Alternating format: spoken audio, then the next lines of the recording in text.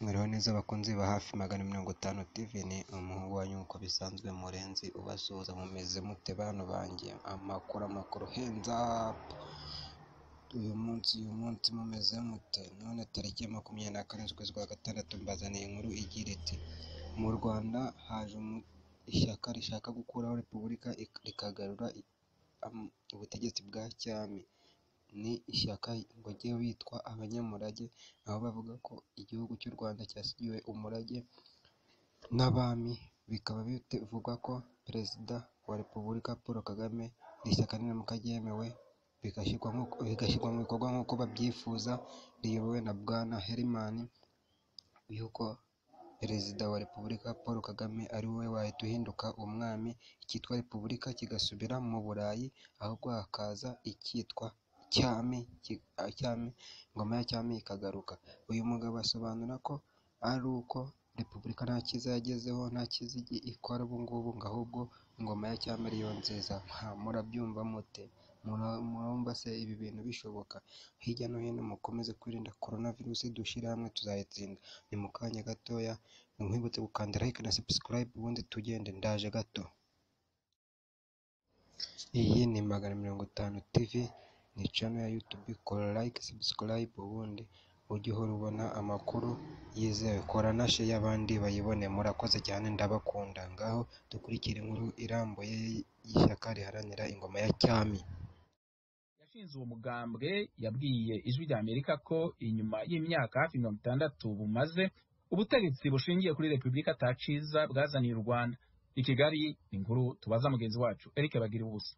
Ni ishyaka ryitwa abanyamurage riharanira kugarura ubwami mu Rwanda, repubulika ikagenda igasubira mu Burayi iyo yaturutse. Bwana Herman Manirareba kuri mikoro za radiyo Ijwi rya Amerika arasobanura ishyaka rishya yashinze ryitwa abanyamurage riharanira kugarura ingoma ya cyami mu Rwanda. Manirareba w'imyaka 45 uvuka ku Kamonyi mu majyepfo y'u Rwanda yabwiye Ijwi rya Amerika ko mbere yo gushinga ishyaka abanyamurage riharanira ko ingoma ya cyami yagaruka mu Rwanda yabanje kugira icyo gitekerezo, nyuma za gusanga hari abandi bagisangiye. Ni igitekerezo nagize ukwanjye nkimarana igihe kirekire, noneho nabashije kubona ko hari abandi banyarwanda tugisangiye bashyigikiye ko u Rwanda rusubira mu bwami. Mu itangazo rigufi yageneye abanyamakuru rigaragaza ko ku itariki ya 22 z'ukwezi kwa gatandatu uyu mwaka w'2020 aribwo Bwana Herman Manirareba yatangaje ku mugaragaro ko atangije ishyaka abanyamurage riharanira ko ingoma ya cyami yagaruka i Rwanda. Ijwi rya Amerika mubajije impamvu bahisemo izina abanyamurage. Abanyamurage rero nk'uko mubyumva ni abantu barazwe. Abanyarwanda burya barazwe ubwami, ntabwo bigeze baragwa repubulika. Kugeza ubu ishyaka abanyamurage ryatangajwe ku mugaragaro ntirirandikwa ngo ryemerwe n'amategeko mu Rwanda. Bwana Manirareba akavuga ko mu bihe bya vuba baratangira inzira zo kuryandikisha. Ariko se ni kuki nyuma y'imyaka ibarirwa muri 60 u Rwanda ari igihugu kigendera kuri repubulika, ubu Bwana Manirareba n'abandi avuga ko bamushyigikiye bagize iki gitekerezo cyo kumva ko ingoma ya cyami yagaruka i Rwanda? Kuva repubulika yajyaho nta cyiza cyayo twigeze tubona. Imbuto repubulika yatwereye mbi iruta izindi ni jenoside yakorewe abatutsi muri 1994. Bwana Manirareba atangaje ko ashinze ishyaka abanyamurage riharanira kugarura ubwami mu Rwanda, mu gihe mu gihugu hari n'andi mashyaka ataremerwa n'amategeko. Kuri Manirareba akavuga ko igihe ubwami butagaruka mu Rwanda igihugu cyazima. Tubaye abanyantege nke ntitugarura ubwami muri iki gihugu cyazazima. Cyazimizwa n'iki? Kimaze imyaka hafi 60 nta bwami buriho, ariko kiriho gite? Ni ibintu biza gahoro gahoro.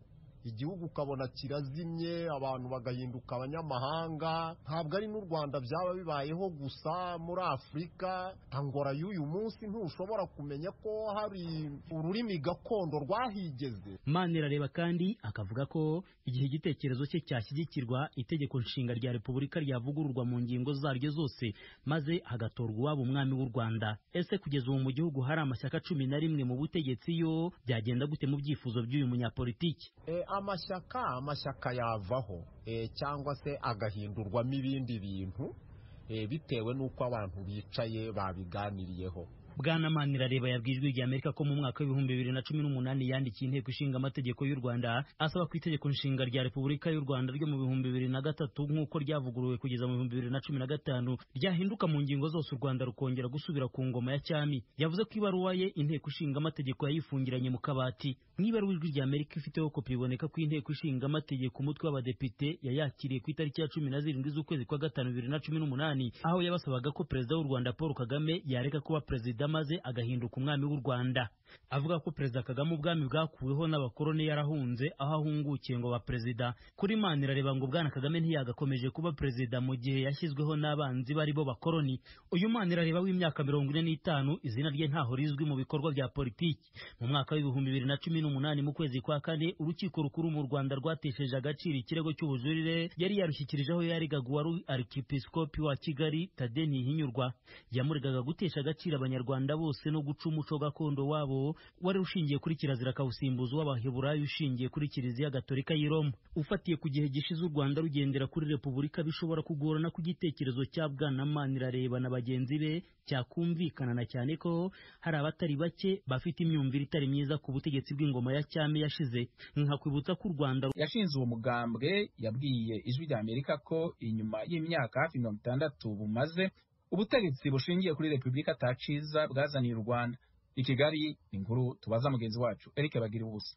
Ni ishyaka ryitwa Abanyamurage riharanira kugarura ubwami mu Rwanda.